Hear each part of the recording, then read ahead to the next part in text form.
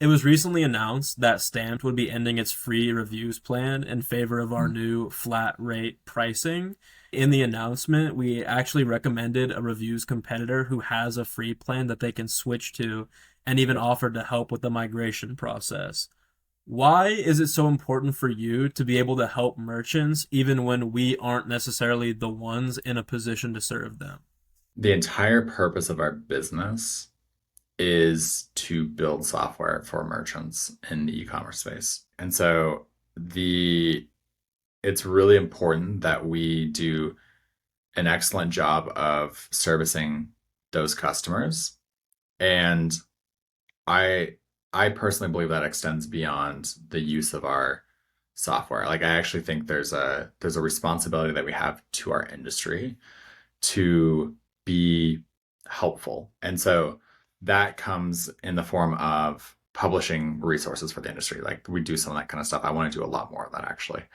But there's things like that that I think are really beneficial. So we're actually giving something out that's helpful and beneficial.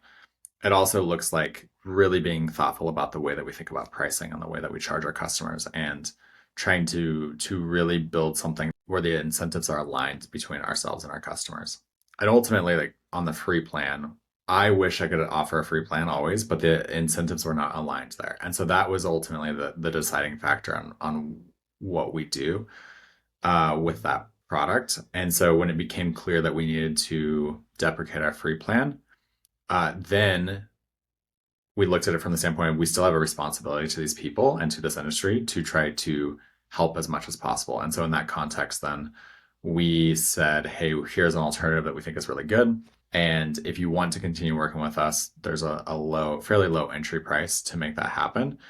But ultimately, at the end of the day, like if we can't service those people, we want to help find somebody that can. So you mentioned, feeling good about who we're serving and like in terms of it being a good fit for our platform. Could you tell me a little bit more about who in your mind our platform is ideally for? Like how big is their team and what do you think that they'll get out of our platform? Ultimately, there's really two types of buyers that we're looking to serve here. One is the small team, co-founder, founder sort of led team that is, maybe it's one person, maybe it's 3 to 5 people, but it's fairly small, fairly tight. The founder is making decisions, or the whoever started this thing basically is making the decisions on these things.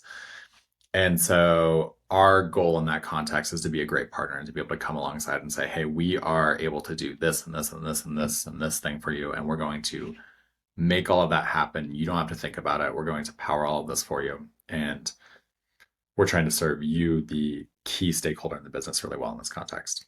And part of that is those people have so much on their plate. They can't be thinking about all of these things and making all of these decisions on their own. So we want to come alongside them and help them. So that's one.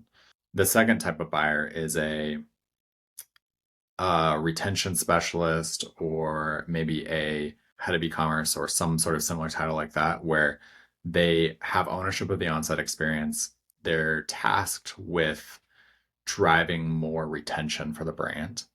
And we can come alongside them as a partner. And that person probably is more interested in the details of what's going on, right?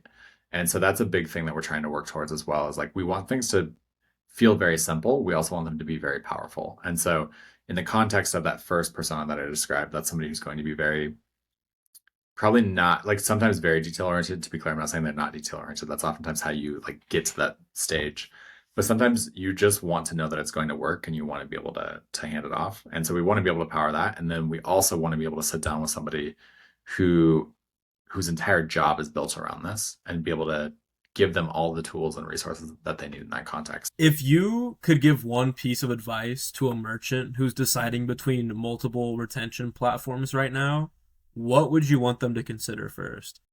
Stability is a very important piece of it, in my opinion. Time and market, all those things.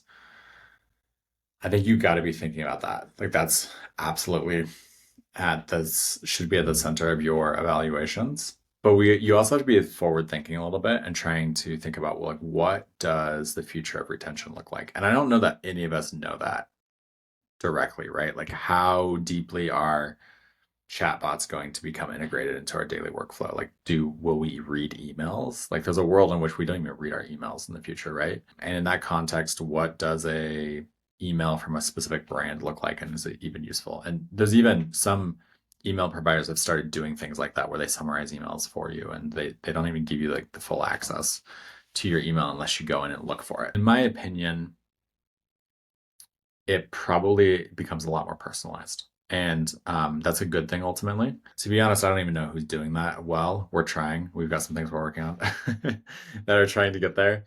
And I'm sure other people are trying too, right? So it's just like, I think that's the future. So I would be looking for time and market, like who's been around a while, which businesses are here to last. And then are they working on cool, innovative things that are going to drive towards the future of what retention is, and even just are they thinking about what that looks like? Because at the end of the day, I think it's going to have to be more than how many emails can you send, how many text messages can you send, how many ads can you show at a low cost, like whatever those things are, it's got to be more than just that.